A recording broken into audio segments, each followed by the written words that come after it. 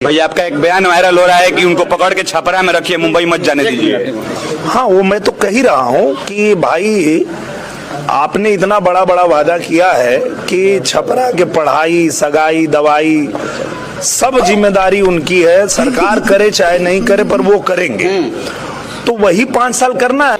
अच्छा, तो रुको जरा, सब्र करो। मैं छपरा के लिए और नहीं पूरे बिहार के लिए करता हूँ। सिर्फ छपरा के लिए नहीं, पूरे बिहार यूपी जहां भी लोगों की आपदा होती है ना, खेसारी लाल अपनी क्षमता के अनुसार वहां जाता है और लोगों का जितना मदद हो सकता है मैं करता हूँ। और याद से नहीं, आपने कभी नहीं किया है, अब सरकार में आकर अपना काम गिनाते हैं। दोस्तों नमस्कार।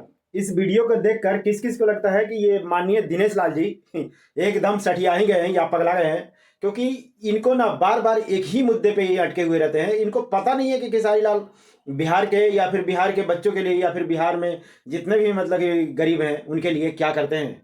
ये खामखा आ बैल मुझे मार मारने वाली कहानी ये माननीय दिनेश लाल के मुंह से अच्छी नहीं लगती है। हमें पता है, ये भी जो कहते हैं ना कि जब कुछ नहीं समझ में आता है तो किसी एक के धर के और उसके विपक्ष में कुछ भी बोलते रहो, लेकिन खेसारी लाल के बारे में आपको चुप ही रहने में भलाई है। क्योंकि जिस तरीके से खेसारी लाल जी आप जो कह रहे हैं कि छपरा के कमाई दवाई सगाई, तो क्या आपको पता नहीं है कि खेसारी लाल जी वहाँ से मतलब कि जो पहले ही कितने के वो क्या काम किए हैं, कितने के मतलब कि बच्चों के गोद लेके पढ़ा रहे हैं और क्या वो वहाँ पे गरीबों की सहायता कर रहे हैं। आप कभी कम्बल बांटे हैं क्या? कभी भी आप गरीबों की सहायता करते हुए तो दिखे नहीं है। नहीं कभी किसी के घर में मतलब कि जो कुछ वो हादसा हो जाता है तो आप जाते हैं, जबकि आप तो सरकार में हैं। तो खेसारी लाल के आप उंगली उठा रहे, खेसारी लाल के सगाई दवाई वो शादी करवाते हैं भाई।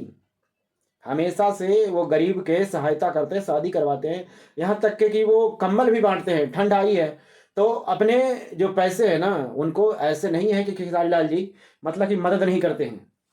तो आपको तो बोलने से पहले सोच लेना चाहिए। हालांकि आपको सब कुछ पता है, लेकिन फिर भी कुछ नहीं, आप बैल मुझे मार करने वाला कहानी है आपका, ये हमेशा से रहा है। और दोस्तों आप लोग को किन किन भाई को लगता है कि ये माननीय दिनेश लाल जी एकदम के मतलब कि सठिया ही गए हैं?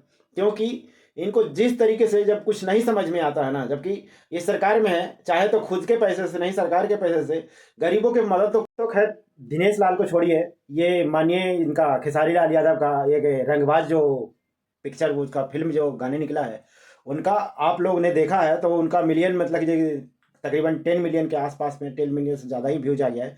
तो आप लोग किन किन भाइयों ने उनका गाने पूरी फुल सुने हैं अपना कमेंट में दीजिएगा। और एक बात और आपने से पूछना चाहता हूँ, ये गाने का नाम मैं इसलिए ले रहा हूँ क्योंकि पवन सिंह जो है ना उनका भी रंगबाज ही निकला है, उनका भी राजा रंगबाज निकला है और खेसारी लाल का निकला है। हालांकि शूटिंग तो ये पहले हुआ था, तकरीबन समझिए कि जो वो चुनाव से पहले, लेकिन चुनाव में जब खेसारी लाल जी उलझ गए तो उसके बाद में ये गाना छोड़ नहीं पाए।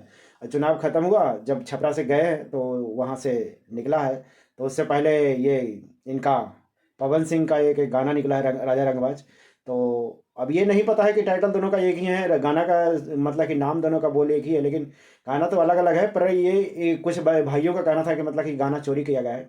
तो ये आप लोग को बता दें, ये गाना बहुत पहले ही शूट किया गया था और अब छोड़ा गया है इसलिए क्योंकि ये पवन सिंह का गाना निकला है। तो पवन सिंह से हमें कोई वो नहीं है, देश नहीं है। माननीय जो सांसद साहब जो पवन सिंह हैं, इस बार उम्मीद करते हैं कि बीजेपी को अच्छा से वो क्या कहते हैं कि वो सपोर्ट किए हैं, तो हो सके तो उनको एमएलसी तो बना ही दे भारतीय जनता पार्टी, क्योंकि पिछली बार उनको बाहर कर दिया।